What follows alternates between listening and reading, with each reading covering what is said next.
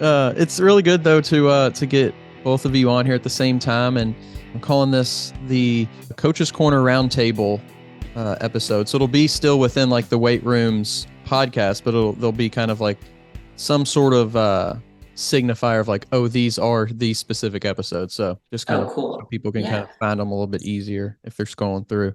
But like I said, it's really good to get both of you on at the same time and try to kind of create more of like a professionalism in this industry when it comes to coaching and training, and both helpful for coaches out there who are watching as well as athletes and people looking for some help. So they kind of know like, okay, this is what we should be looking for when we're looking for someone who knows what they're talking about, who has, some good experience, things like that. So hopefully it is like a resource for people. I think that'd be great. So I'm Coach Noah, and I'm an IFBB Bikini Pro. I started coaching in September of 2021. I launched my own coaching business, and then my coach asked me to come on board and coach with Team Mahaley. So I now run my business like through Team Mahaley. I'm a coach with them. But essentially, what really got me interested in it was like my own personal experiences with coaching as I was coming up through the NPC. I had three different coaches before I found Justin. And I knew that there was a better way. Like I knew that the coaching that I was getting when I first started, it worked to an extent, but it left me feeling like there's no way that this is okay and normal for me to be. I was just experiencing things that I knew in the back of my mind. I was like, this isn't right. Like there has to be a better way. So I started diving into it. I've been through John Jewett's University, J3U. I had Justin as like my mentor, and he has since like launched his own mentorship program that he offers. But essentially, what you get there is like what he gave to all of us. So we got direct knowledge from him. And then I'm going to reach out to, I don't know if you guys are familiar with Austin Stout. I've been corresponding with him a little bit, and I like really love the way that he coaches from like a functional health perspective, and he takes the competitor's health first and foremost. Like he will not put you on stage unless he knows that he has done everything in his power to keep you healthy. And I really align with that. So he also has a mentorship, which I will be taking this year. So I'm just continuing, I think just continuing education within coaching and knowing that you never know everything. Like there's always more than one way to get somebody on stage. And I mean, there's a million ways. So just kind of exploring each route, learning and being open to learning. I'm really huge on that. So I really love educating my clients as well, like just through their check-in process. Like if they have a question, I love to, if they ask, like, why are we doing this? It's my favorite thing because I'm like, let me tell you why. I can give. So I just, I think that the industry is changing for the positive, and I'm happy to kind of be part of that wave. And my hope is that I can continue to impact just bodybuilding and fitness. And I kind of joke, it's like I want to leave it better than I found it. Like it's almost like the hiking thing where you pack it in, pack it out, leave it better than you found it. I want to leave the industry better than when I came into it, is essentially my overall goal. Definitely. That's a lot of good stuff there that certainly I want to dig into. Just a lot of great topics that you talked about. But first, Daniel, tell us a little bit about yourself. Kind of introduce yourself. My name is Dan Fabode, and I'm owner of Fabode Fitness. I'm an IFBB Pro Classic Physique competitor. I turned pro last year, May, and I did my pro debut, which I placed fifth in. And it was how I started getting into this because I started competing, I think 2017 or 18. I started, I prepped for a show. I learned the reason why I got into it was because I had very poor coaching, kind of similar to Noah. And I was experiencing a lot of things that,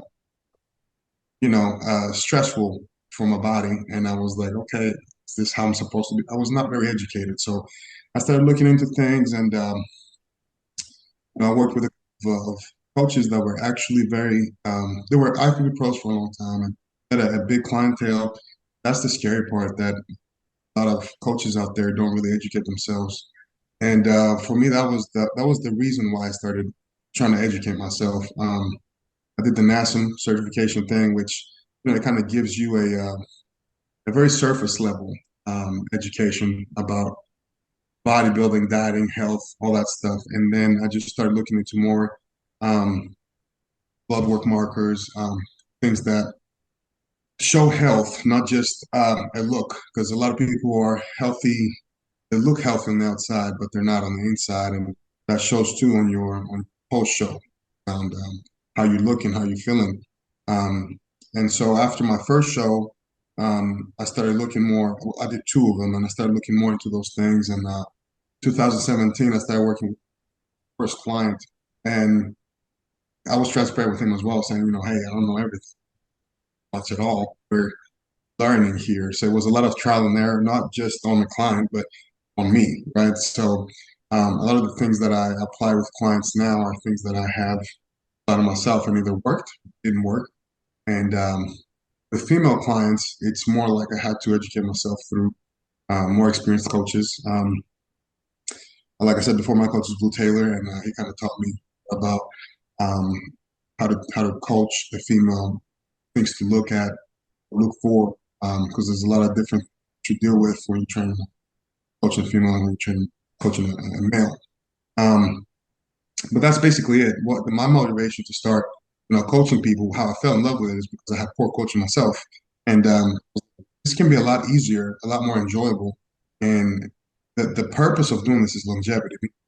Enjoy it for a long time, not just to do a show and then act for like 4 years trying to get yourself back together so you can do another one that potentially will further. Um, but yeah, so I've been working with people since 2017.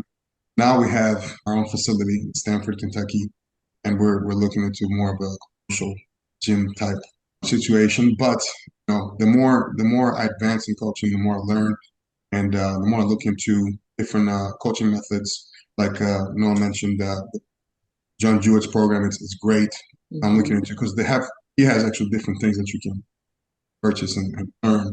So I'm looking into that and furthering my education every day. You never can learn enough or say that you know everything. So yeah, education is the biggest thing, I think, coaching. And that's why I think a lot of the coaches nowadays turn pro. It's someone that's pro or competed, and we discussed about that before we got on the call. And they think they can coach somebody now. That's not the case.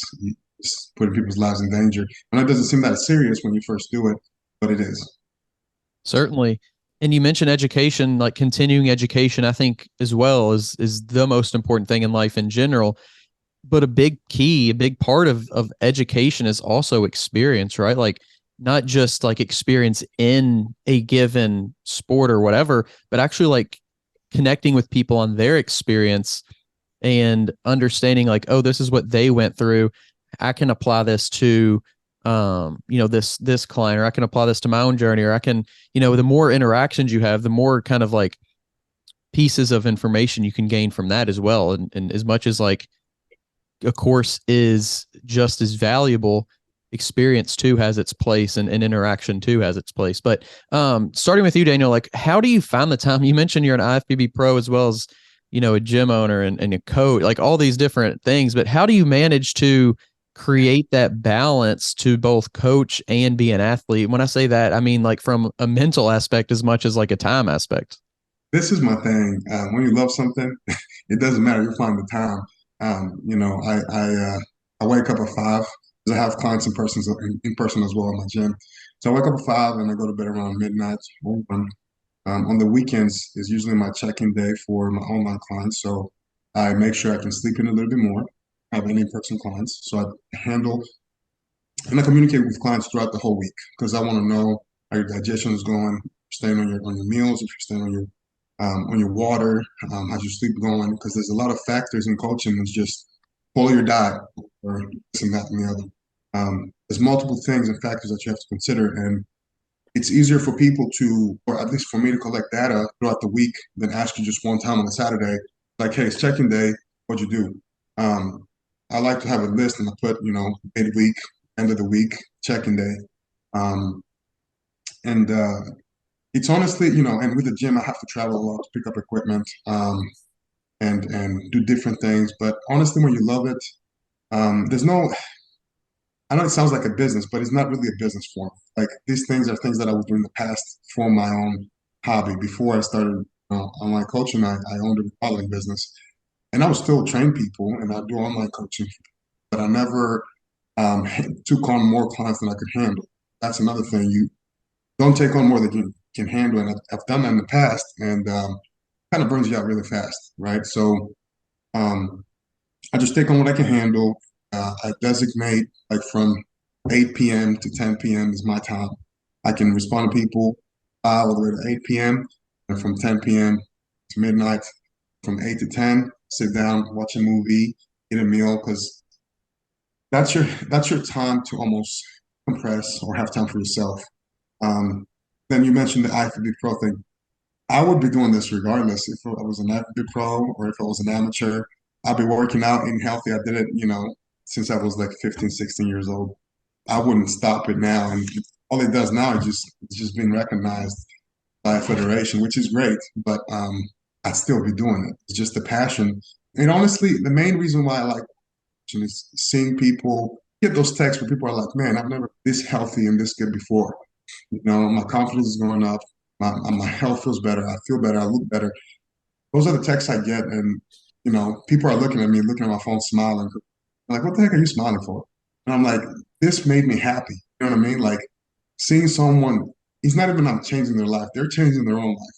The fact that I was a little part of that to help them get to that point makes me happy. And that makes me glued to my phone to where I want to make sure everybody else that I have experiences the same thing. So the balancing aspect is really not the balancing aspect. I'm just completely immersed in it. I'm just enjoying it, and it's hard for me to stay away from it. So I have to pull myself away at that certain time of the day, 8 to 10 p.m., whatever that is, to have time for me and my wife, or watch a movie, or to catch up with friends and family. Like my dad lives in a different country, and we used to talk probably every other day. Now we talk once a month or once every 2 weeks. Not because I don't want to talk to him, but because I don't realize that much time goes by. And when you're passionate about something, it's like when you have a good time. When you go out and have a good time with people, you don't realize that time went by that fast. You look at the time, you're like, dang, it's already 11 p.m. or whatever. You went out at 8. The reason why is because you have such a good time. Time flies. So I mean, I love what he was saying because I definitely relate to that. It's just like when you are doing something that you're passionate about and you love it, you just don't even realize like how fast the time goes. But as far as like the original question was like, how do I manage my time? Or yeah. So I work a corporate job as well. So like I don't coach full time yet. That is something that I'm definitely working towards. But I have my corporate job. It's work from home. They're based in Denver and I live in Austin, Texas. So they're incredibly like understanding and flexible with my schedule, which is amazing. But I'm just like extremely time management. Like I am on top of my stuff. Like I'm that person that time blocks everything out. I have a planner with like months in advance planned. So basically like my day is very similar. Like I wake up at 5 and I'm actually prepping right now for my pro debut. So I go do my fasted cardio, I pose, I stretch. And like while I'm doing that stuff, like even cardio, if somebody's checking in with me, like I'm looking through their check-in and I'm responding, I take care of my clients first and foremost. Like that's definitely my priority. Like I see their check-in roll in and it's like same thing. They might be waiting on me to hear like if their diet's going to change or if they need more cardio or if they get a rest day or what, like they might be waiting on me. So I don't want to hold them up and then, potentially stress out the rest of their day because I'm like, oh, your meal plan's changing. So I like to get that stuff done as fast as I can. And it just like, to me, it brings me joy knowing that I'm servicing them like with priority. So that's something that makes me happy. So I make sure I have all my clients right now either check in on Fridays or Saturdays. Like I've just stacked them on those days. So those are my busiest like coaching work days. But then since I'm online, I have form videos sent to me every single day. So people that work out early in the morning, they're sending me their squats like 5 a.m. So I'm waking up and I've got notifications and I'm going through and I'm telling them like, okay, if you need to fix this on your form or you can go way heavier. And a lot of the time, like I've found with coaching, it's holding them accountable, but it's also like giving them that feedback that they don't necessarily see themselves. So like I have clients who they will stay at the same weight with their what they're lifting unless I tell them, hey, that looked really easy. Like you need to go up. You need to challenge yourself.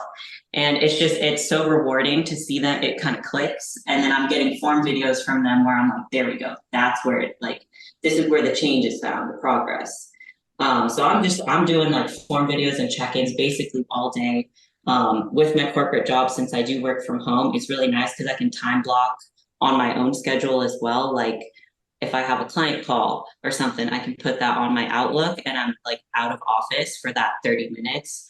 So I just balance my time that way. I'm extremely organized and I keep it all together. But same thing as Daniel. Like I have a strict cutoff, like 9 p.m. From 9 p.m. to 5 a.m. Like I likely won't answer any client calls because I just need to have that time to like wind down and finish my day and then like get enough sleep. So they kind of know if they've got a question, it's gonna wait. Like they'll get an answer at 5 a.m. if they said it past 9 p.m. But as far as like working, I work 7 days a week. I ask for Sundays off, but if they send me a form video on a Sunday because they're getting after it, like I'm gonna answer. I don't mind that too much. But as far as like just my own personal day goes, it's usually just work all day. And I'll take the breaks when I need it, like if I'm training myself or if I have like a work meeting that I have to be present for my corporate job, then like the phone is down and away. But otherwise, like I do feel like I'm on my phone just all day. Tell us a little bit though, Noah, about like, did you ever have that experience and go through that time period where you didn't give yourself that 9 to 5 kind of like, this is my time. It's my time to sleep. It's my time to focus on me. It's my time to like give my back to myself a little bit. Yeah, when I first started out, I didn't set any boundaries. So I was very much like available 24/7, 7 days a week. And it felt like burnout. Like it got to a point where I was almost dreading like the WhatsApp notifications because I was like, man, like I haven't had just like a moment for myself. But once I implemented like those boundaries for myself, the time boundaries, it got a lot more manageable. I think that's one thing a lot of people could benefit from is like having a structured time like that too, not just saying I'm going to get to it when I get to it, or the other side of that is like having too much time for yourself, right? Like where you don't dedicate any time to your goals, you don't dedicate any time to like helping other people or whatever it is. Too much of one thing is certainly even too much of chasing your goals. So, like something that I heard recently was grinding is very popular, right? Like saying we're gonna grind, we're gonna do that, but it leaves us as dust. Whereas my favorite part of that quote, the second part that I don't think people hear about is don't grind, be a sculptor. So you're still grinding, you're still chiseling, but you're actually doing it to shape something or doing it to form something that has an actual purpose to it. Mm-hmm. Getting into kind of like 2023, obviously in the world of bodybuilding, we're about to start up the season. It's very exciting.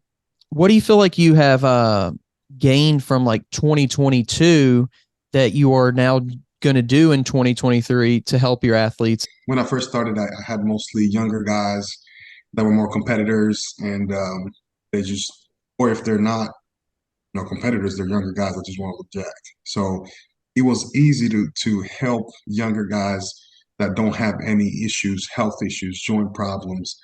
I think 2021 and 22 was a good 2 good years there of me learning how to work with older individuals that deal with, joint pain, hormone imbalances, for example, menopause, just things that I was not very familiar with. And in the beginning, a lot of times I would turn people down. Then I'd feel bad because I'm like, I want to help these people. So why don't I just get the education to do so? And so that's how kind of like I expanded my knowledge in 21 and 22 was mostly taking on people that had those issues, but educating myself prior to that. I'll ask them, what, because I have a questionnaire I send out. I look at those different things that they're dealing with, and that could be not just a hormonal imbalance, it could be a disease or a condition or IBS, whatever, just a digestion issue, and I'd look into those things more. Coaching, people think coaching, and you see those gurus that only do bodybuilders or only tell you what, a bodybuilder is easy to coach because they're used to the lifestyle. They want to step on stage, so they're willing to sacrifice a little more. But try and work with someone that has issues and you can't really push them the way that you push somebody else. You have to find other avenues, push them physically, and also make sure that their body is responding. Because you can push somebody and not have a response. And you have to figure out why is there not a response. And that's kind of like what I love more into 2022. Why are things happening? It was mainly for older people, and I had a lot of inquiries locally this time because I work with a lot of people out of state. I had a lot of local people because they'd see the before and afters, and whenever I opened my physical location, we're like, I heard that you do this program, and I would like to be part of it. And that's when I had to learn more because local people I get here are mostly people that have issues. Even people that went in the military and have injuries, or that are dealing with, you know, they're taking medication that's more for mental health. How do you do that? How do you manage that with supplementation? Or how do you manage that just mentally whenever you're checking in and don't depress them further? Let's say they're dealing with depression. There's many aspects to coaching. Like she said, some people just want that feedback, just want to hear from you and that communication. And a lot of times they don't get that. And it's not just a one text a week type deal when you coach somebody. You have to be there for them mentally, physically, and technically with form, gym, and also be basically an inspiration. Because if you're not doing it and they're just doing it, they're not going to feel motivated to do it. So, especially having a physical location, I'd have to make sure whenever I'm in the gym, I'm 100% so they can see that and feel motivated. So that's kind of like what I learned more in 2020, how to handle those aspects. So it sounds a lot like adaptability is kind of like what you're talking about, learning how to like adapt to a person's situation, and learning how not just to apply it to that person, but oh, this person went through this. How is this kind of similar to this other person's thing, and maybe this will be a good solution for them. What about like what do you feel like you've learned from maybe last season when it just applying it maybe to Yeah. bodybuilding or whatever that you're taking into 2023? Honestly, very similar to what Daniel was saying because it was the same thing. Like when I first started, I was getting competitors, like young girls who looked up to me. They'd seen my journey and they're like, "Oh, I want to do the same thing." And so it was kind of easy to get these girls they're already motivated, they're inspired, they want to compete. And it's like you can get anybody lean, right? But then I started getting more. 2022 is the year I started getting more like health cases. So competitors with like extreme dysbiosis, like they're coming to me like bloated every day, feeling like crap.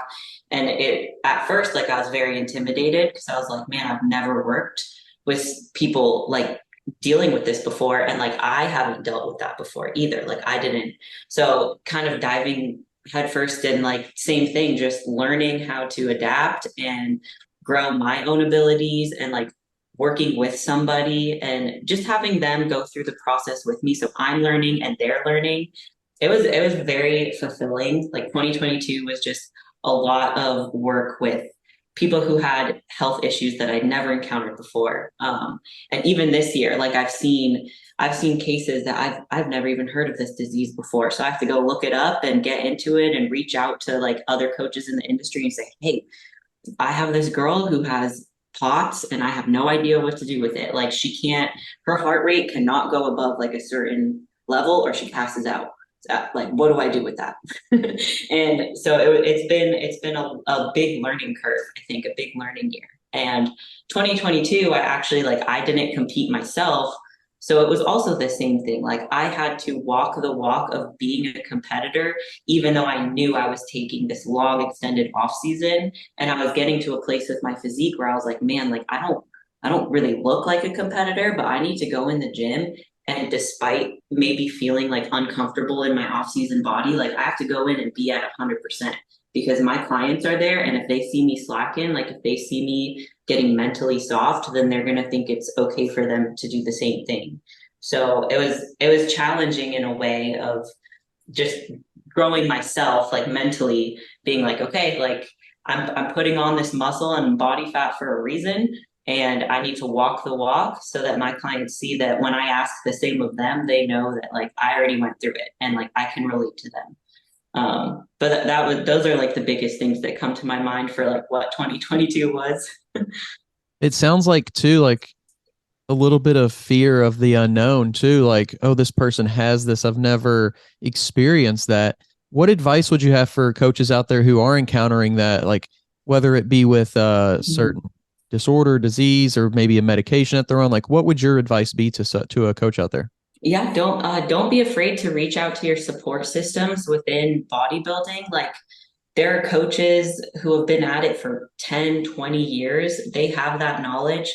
Don't be afraid to reach out because I guarantee like they're going to be happy to help, or they'll be happy to point you in a direction or point you to somebody who can give you that knowledge, and who can help educate you. Because at the end of the day, as coaches, like we just want to help our people. So if you're reaching out to another coach, like they're not going to say like, oh, I'm not going to share my secrets with you. Like I guarantee they're going to be like, oh, yeah, here's what I do, or here's what I've done, or here's somebody who I know of who's dealt with this. And, you can talk to them. So it is intimidating, but don't be afraid. Like reach out to those people, even if it is DMing them on Instagram, being like, hey, I just have a quick question if you don't mind. The world of social media actually is something I want to talk about in this next question for you, Daniel. Are there any social media trends or any trends out there that you see as far as like negatively impacting the world of health, fitness, bodybuilding that you're trying to kind of tell your people about? Hey, keep an eye out for this. If you see this, tell me, and then we'll talk about kind of like what the reality of it is. I like that you brought that up. I'm not a fan too much of social media. It's a good marketing tool.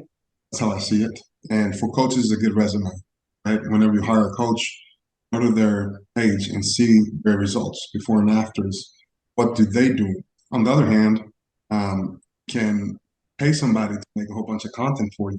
That's the downfall of social media.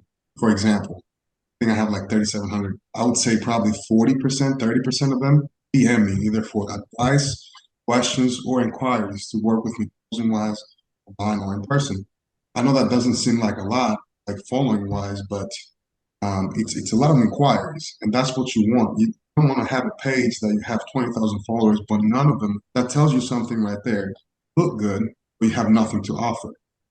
And I see that all the time. I see coaches that have 20,000 followers, and I'm like, hey, where's your client? Like, I ask them different questions because they're also friends, and I'm, where's your client, situation, where do you, that situation, and you don't have an answer. What you have is a couple of workout videos, maybe ones that 5, 6 years ago, and just a really good social media presence. I don't make posts unless I'm giving some information, I'm posting a client before and after to inspire others, or something motivational.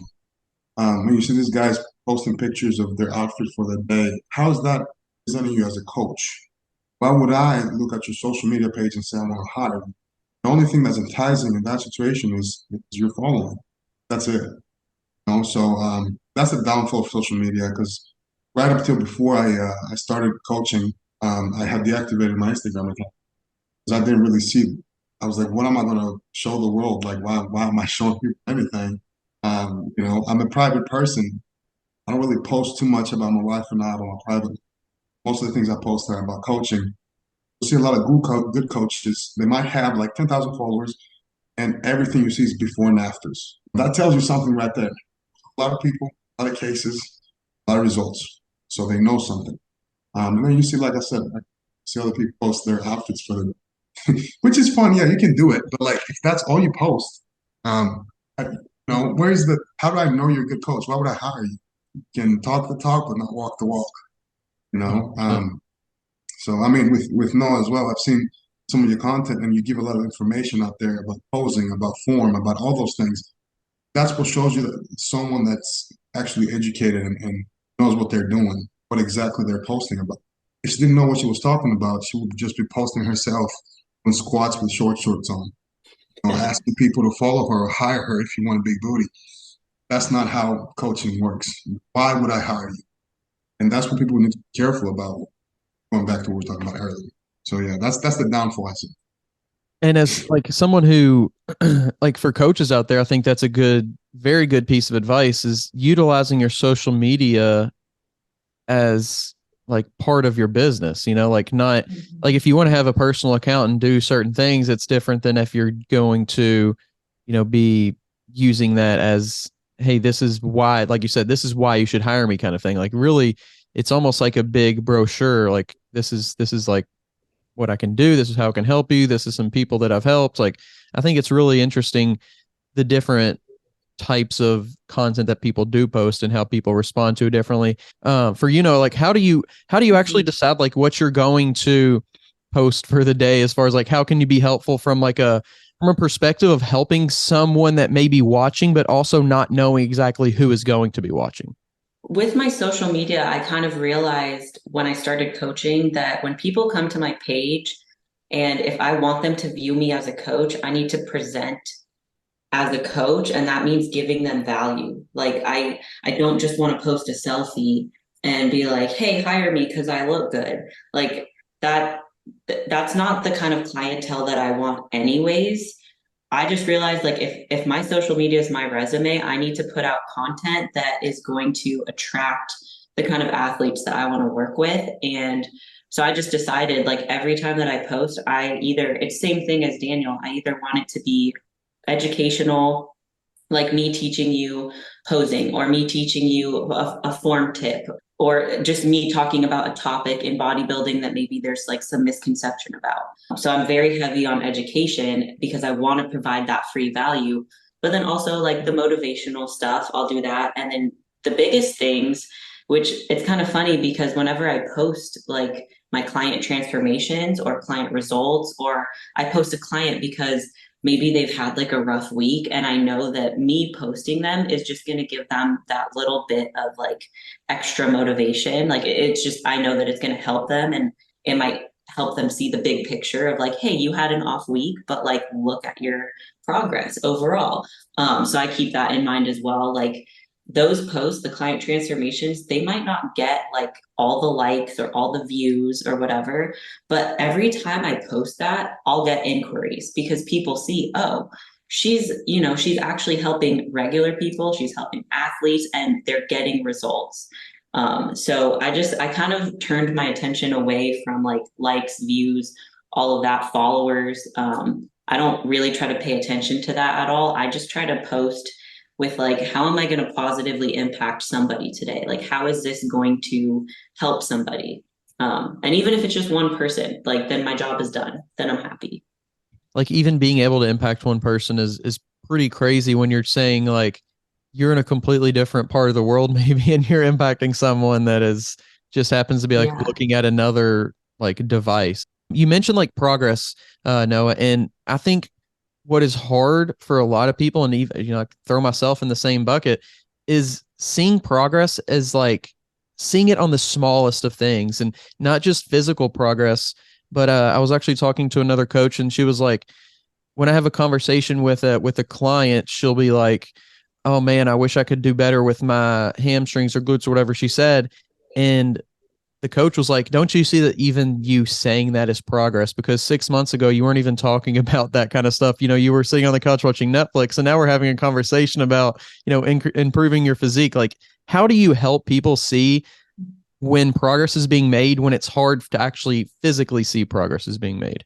Yeah, that's a great question. I actually have like a little check-in. So my check-in form is like very detailed. I ask for all your biofeedback from the week, but then I have this little section at the bottom and I ask my clients, what is something that you're proud of or what is a win from this week? And I pay really close attention to what they write in there because I want to make sure that like week after week after week, we are celebrating the small things. And so sometimes it's stuff from their personal life. Like it'll be like, oh, I passed a big test, like I got into med school, or sometimes it'll be like I hit a PR on RDLs, and like that's something that that's a movement that we've been struggling with. And so I have them like literally write out their like one thing from the week that they're proud of or a win. And then that way, like if they are having a difficult time, or if I do feel like maybe they're not seeing the progress on the bigger scale, like they're very hyper focused. They're like, oh, the scale hasn't moved. Like I'm not making progress. I'll go back and I'll be like, girl, you just RDL'd the hundreds the other day. Like that is progress. And so I can kind of just like pull those things out and get into a deeper conversation with them and almost give them like, hey, you wrote down these wins and like these are the things you should be celebrating. Don't focus on the scale, focus on the things that you're achieving like real time every day. Those achievement goals, like you said, those are like it's hard to control always the outcome, but you can definitely control what you do. What about you, Daniel? Like, how do you help people? How do you help clients see the progress that they make when they can't see it themselves?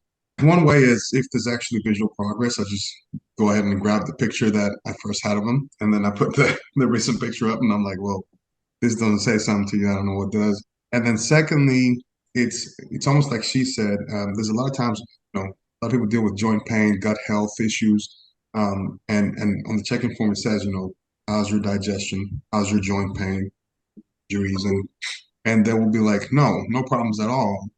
She's good. Whereas in the beginning, they had those issues. So I'm like, look, just the fact that you feel better, that you're more confident. Sometimes they send me texts that say, hey, went down 2 sizes on my pants. I haven't worn this pants in years. I haven't been this weight since I was in high school. I take screenshots because I want to make sure they know that, hey, there's actually progress there. You just are hyper focused, like she said. This podcast is sponsored by Smoking Gun Coffee, a veteran-owned coffee company that strives to give back to those in need. Don't forget to use code TWR10 for a 10% discount at checkout. If you're tired of searching for a coach or trainer, somebody who knows what they're talking about and has experience, make sure you go check out the new Coaches Corner on weightroompodcast.com. You can find quality, qualified coaches to help you achieve your goals, whether that's in bodybuilding or just general fitness. Stop wasting time and start achieving your goals today. The link to the Coaches Corner is down in the description below. I have people that stay the same weight, but their pictures look different every week. So I'll send them the same picture at the same weight when they first, send me that weight, the current one, and they can see the differences. And I'm like, look, the scale is just a number. That's what people have the most obsession over, scale. And they start weighing every day. They start weighing every single night. I'm like, look, you're gonna hide your scale. I'm gonna tell your partner, brother, sister, husband, wife to hide it for you, and you're only gonna send me updates on the weight on check-in day. Don't worry about it. And that's when people feel more free. They feel like the weight has been lifted off the shoulders, and therefore their cortisol levels drop, and they start losing weight. You can't be hyper focused on just one factor. There's many things. If your strength is going up, like she mentioned, that's an accomplishment. The fact that you feel and look better and have better digestion, or there's so many aspects that you can see progress in that it's insane. I have people that were not even trying to lose weight. All they were trying to do is, they had surgery. They're just trying to full mobility again on their knees or their arms or whatever the case might be, and they're just happy with that. And then there's people that they don't lose 3 pounds, they lose 1 pound a week, and then they're disappointed. So it's kind of different the approaches you take to remind somebody of their progress, but in all situations, it's just like, you've made progress. Just be like she said, celebrate about it, and having that what's one win. So that's a good approach, and I might start applying that myself because a lot of people just ignore it. They'll send me pictures and checking forms, and they'll be like disappointed, and I'm like, what are you disappointed about? This is good. We're doing good. Like I'll be excited, and they'll be like, well, I don't know. It's just not what I expected. I'm like, dude, you're doing great. What are you? So it's kind of hard on the coach's perspective because you now have to convince somebody about something they don't believe. Yeah. So it's like I have to go back and forth where you came to me to see progress and I'm telling you this progress, but you don't want to believe it because you want to. People have, like she said, the hyper focus and also the unrealistic expectation. I had somebody that came to me who looked like Jennifer Lopez. I was like, look, right now I look like Fat Albert. So go back to losing some weight and making sure you can walk. Once we accomplish that, then we'll think about Jennifer Lopez status. But it goes both ways. You got to show them the progress, and some of them you have to reel them back. You're not gonna look like Jennifer Lopez within a week just because you work with me. I know you see pictures, but these people have been working consistently for a year. Just been here for 3 weeks. So it's both ways. But no, I do like that idea. Start buying it or just texting them that randomly. Yeah. Well, it's interesting that people see like progress only from like the macro perspective of, did I achieve the weight, or do I look different? Instead of seeing progress as like, I checked all the boxes, because to me, that's where the real change comes mentally. And when we can change our mindset, and we can change our mental game and mental strength, like, it doesn't matter what happens this week or next week, because in a certain amount of time, like, you're going to be doing crazy, like, life changing things anyway. 100%. So, with this upcoming year in bodybuilding, there's been a few different things changed for the season and show schedule and things like that. But is there anything that you see that you're kind of preparing for, that you're expecting to maybe change the sport a little bit this year? Yes. I see, like you said, this the coaching and just the training approach is changing.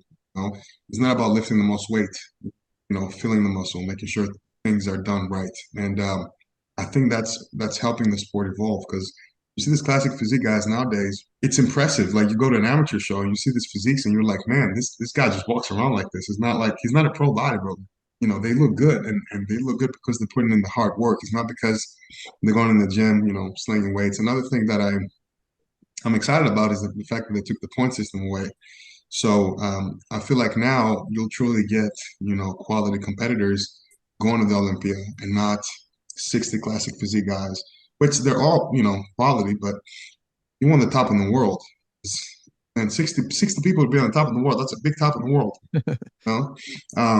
And whenever we're going to shows, my pro debut, I got fifth, and everybody around me was telling me, that's a great first showing for a pro debut. And my coach and I were like, that's not what we went there for.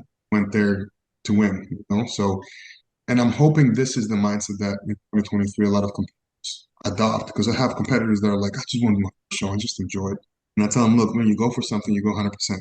Go to win. And if you put 100% in and you don't win, that's fine. But you won in your heart because you put 100% in. So that's how we go for every show. And we're going to be doing 4 shows this year, trying to qualify for the Olympia, which I'm sure we will. But the main thing there is, and Chris Bumstead says this all the time, champions mentality. That champions mentality, how that translates to me is, when you give 100%, whether you're going to win, lose, or whatever, when in your head you believe that you're going to win. That's how you approach everything, bodybuilding, job, or your marriage, your life, whatever you're facing. In 2023, I mean, that's what I'm seeing. The speech that was given at the Olympics has affected a lot of younger guys to think that way.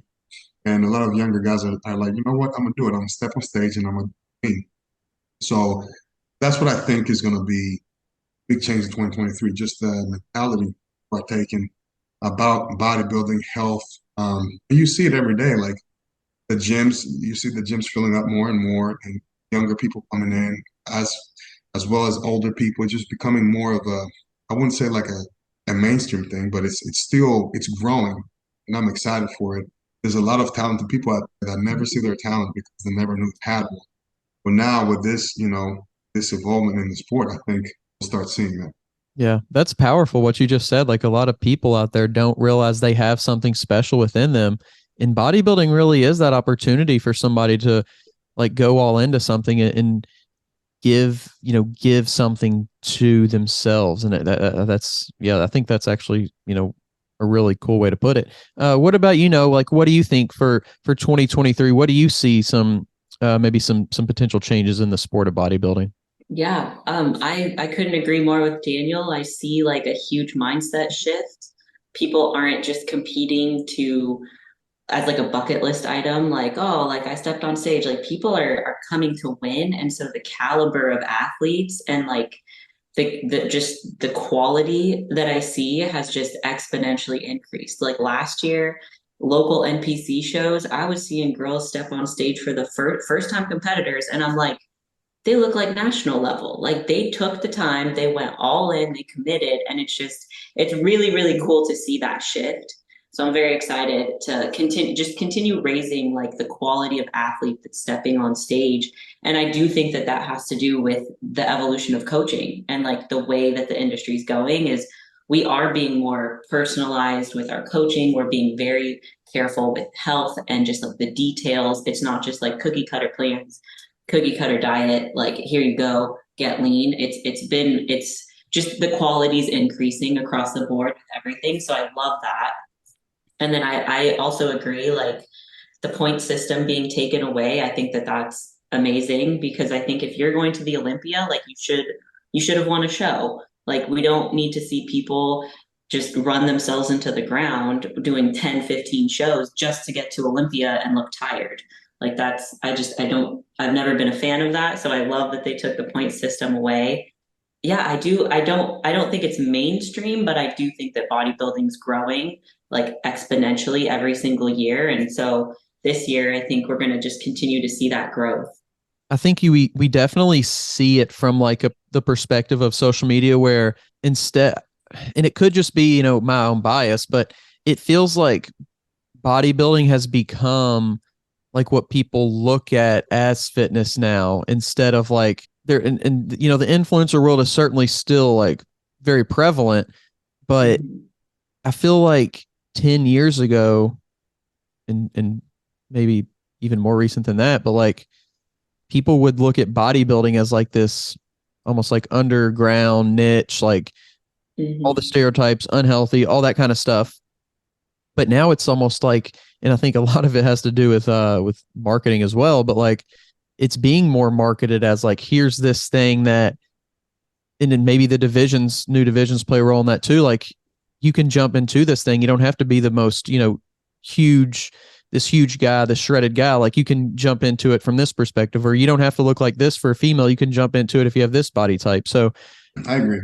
And I think it's also the house division is the classic physique that keeps evolving and realizing that, okay, this is sustainable. I can do that. They're 270 pounds, stage, or 200 pounds with board shorts on. I can be healthy and look good and compete as a bodybuilder, show my legs. That's helping a lot. You have the wellness, you have figure, you have physique, all these divisions that you can fit as a female without having to push the envelope of your body. Is not meant to be that way, or undersize yourself. And I think that's what's helping too. how do you see because we know that there's a problem a little bit, maybe more of like too many coaches who don't know what they're doing and things like that.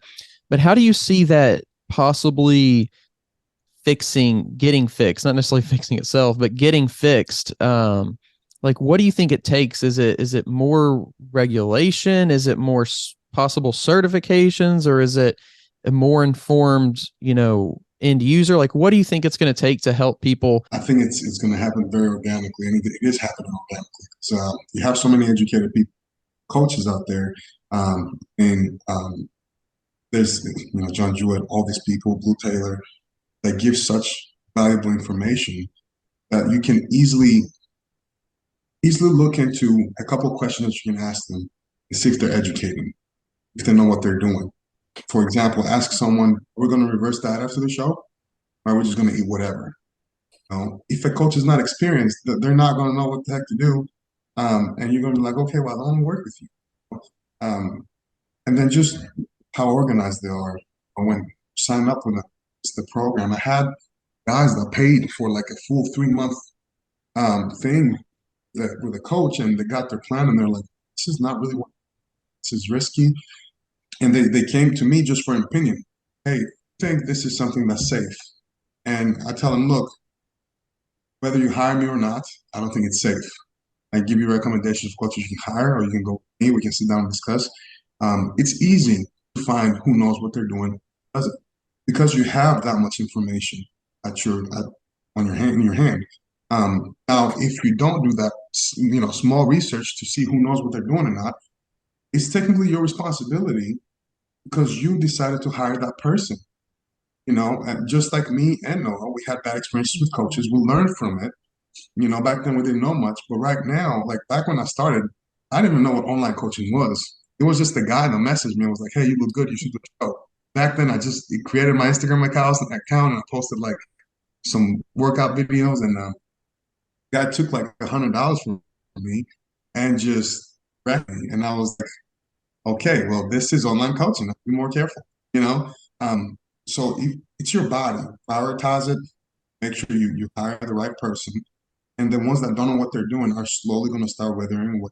It's not fast, just because obviously they're not that educated. And the resume will talk for itself. You see that they don't have that many people. Slowly, people are not going to keep on hiring them. Or you hear all these cases. Right now, it's hard for a coach to be a bad coach because you have all these YouTube channels that will expose them. We had that happen last year and the year before. All these people, being dehydrated at shows, passing out on stage, cramping up, having all these episodes. Those coaches are not going to be getting the same amount of clientele, if any clientele. And if you decide to hire them, you need to understand it's like a mechanic. My friend took his car to the mechanic and the wheel fell off. Am I going to go to the same mechanic? It's as plain as that. It's common sense. It's just people, they see some, they hear them talk on the phone. They're like, man, I got you, man. We'll be open bodybuilding next year, 300 pounds, you and Rami. Come on, man, be realistic. So just, I think those people are going to wither away on their own. I agree. I think they're going to weed themselves out. Like it's going to take a little bit of time, but the more that we can educate people on, hey, this is what good coaching looks like, and this is what some red flags of coaching may look like, being an informed consumer, like these people are spending money. And so just like do your due diligence. If you're looking for a coach, like don't just jump at the first influencer that you see, or don't just, say, oh, they're affordable, like I like that low price, I'm going to go that route, because what you pay is like what you're going to get. So if it's a cheap coach and it happens to be a bad coach, you could seriously end up damaging your health. But like that was a choice that you made because you wanted to go the cheap route.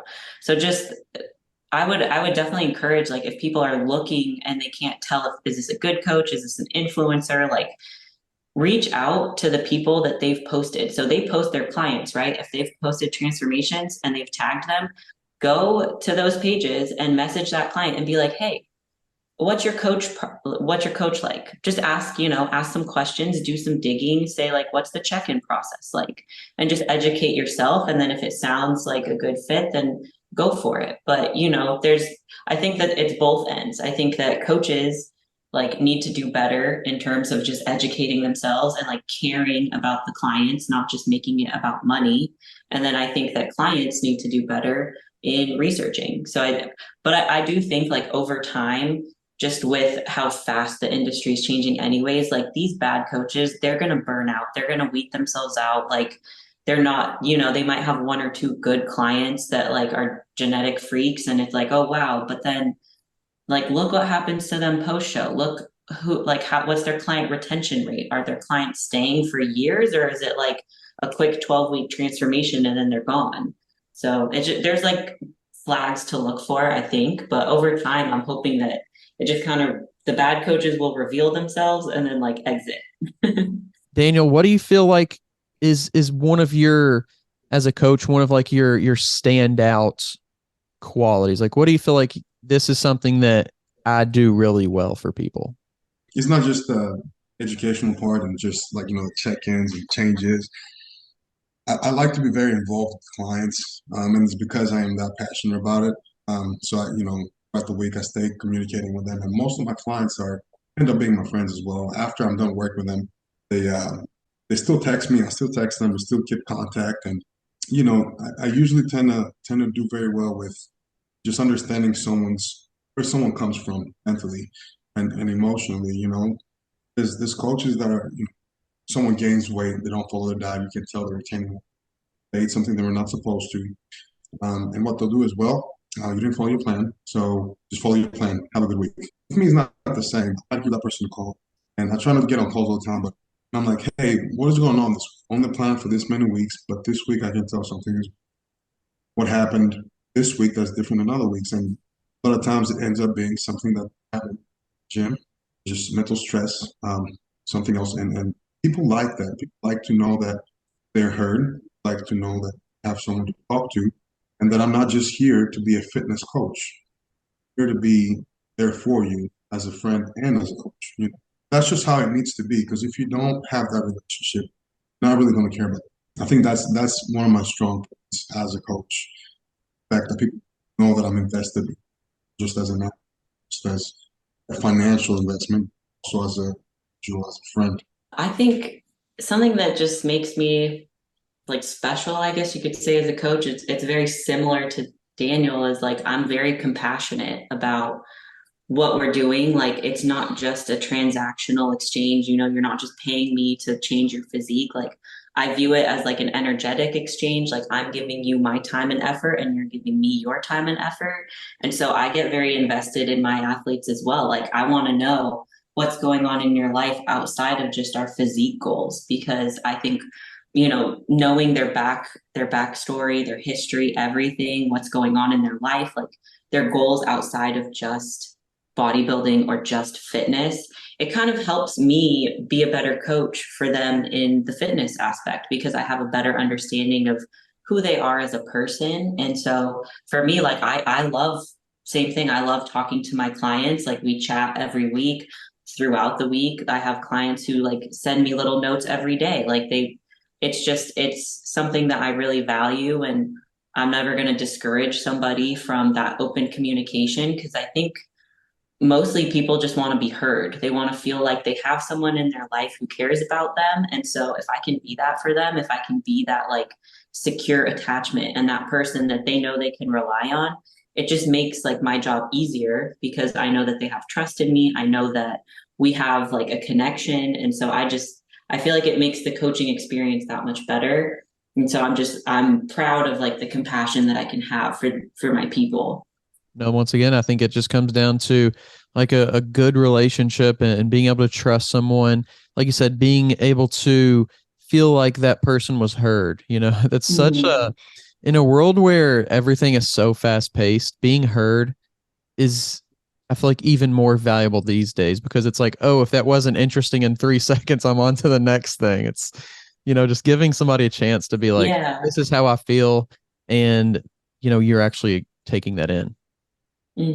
I think that's important. I think I think Daniel probably does that really well for his clients. Like I just get a sense that like we're very similar in that aspect. We just really care. We really care about our athletes more than just surface level. I think, yeah, that's a really good place to end the podcast. And it was really cool getting to talk to both of you guys here on the podcast today. I appreciate you coming on and kind of sharing some stuff from a little bit different of a perspective today. Like I said, this is kind of a new thing we're doing here on the Weight Room, and it's meant to benefit coaches as much as athletes as well. Just making a better, well-rounded industry. So I appreciate you guys sharing today. Thank you for having us. Thank you guys.